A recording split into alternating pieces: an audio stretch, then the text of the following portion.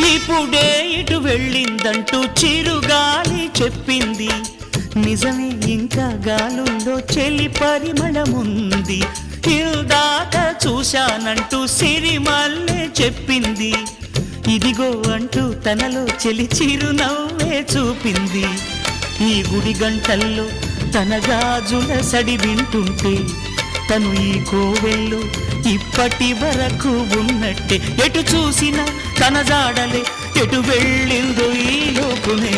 నేలనడిగా, పూలనడిగా, నీలి నింగి చుక్కలనడిగా, ప్రేమించిన చెలియేదని.